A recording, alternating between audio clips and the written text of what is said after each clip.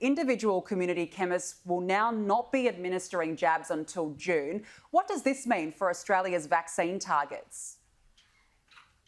Well, that's always been the aim with the rollout of the vaccine through pharmacies. Pharmacies are coming on as we move into phase 2 of the rollout, and that's not commencing or scheduled to commence until the middle of the year.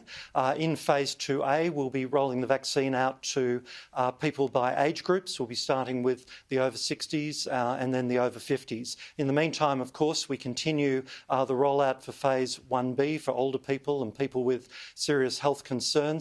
This week we'll actually be doubling the number of sites across Australia where people can receive their vaccine. By the end of the week there'll be over 3,000 general practices and Aboriginal health services delivering the vaccines, and also we have the mass vaccination centres, the GP-led respiratory clinics. There are well over 100 of those right across the country which are already delivering many thousands of doses of the vaccine. The Pharmacy Guild is calling for mass vaccination hubs like stadiums. It's certainly worked overseas. Will it be considered here to help aid in our rollout and get the rollout back on track?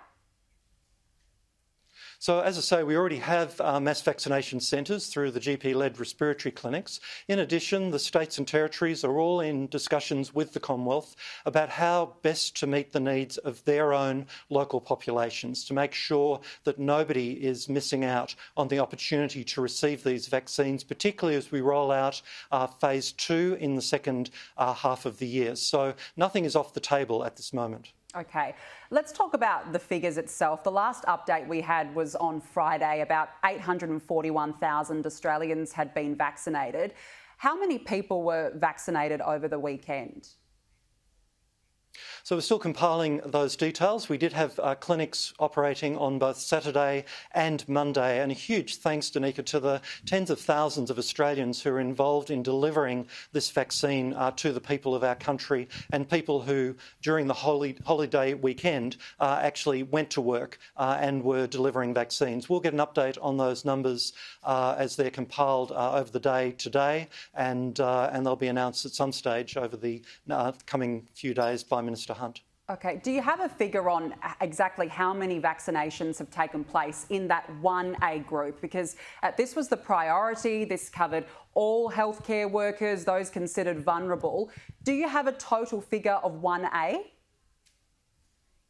So at the moment, the figure that we have is the total for both 1A and 1B, and that from Friday was over 840,000 doses delivered. Professor, we're quite far behind our own schedule at the moment. We are lagging behind the rest of the world. What do you think that we can do to improve our situation with the rollout here?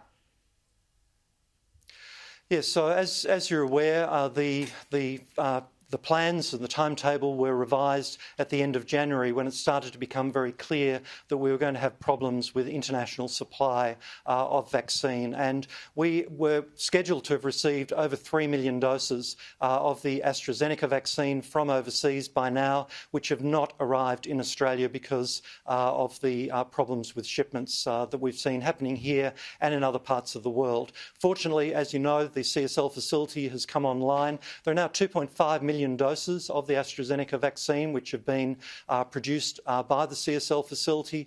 Many hundreds of thousands of doses have already been through their batch testing and distributed out to the vaccination sites, and of course many of them are already in the arms of people who've been vaccinated.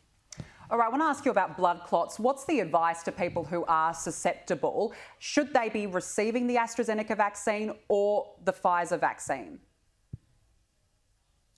So at the moment, we are still working with the authorities overseas to determine the exact extent of any link between the AstraZeneca vaccine and this particular condition, the thrombocytopenia with thrombosis, which has been reported. Very important to put it in perspective. This is something which is being reported from overseas in 1 to 2 people per million people receiving the vaccine.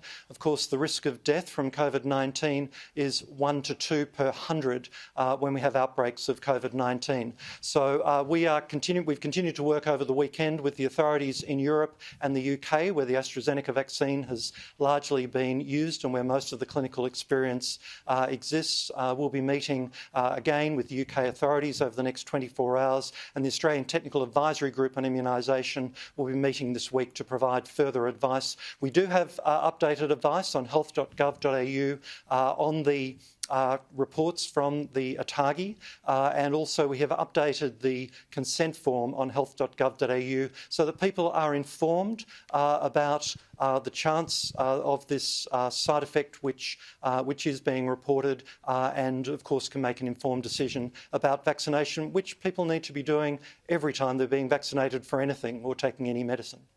Okay, Professor Michael Kidd, thank you for joining me this morning. Thanks, Danica.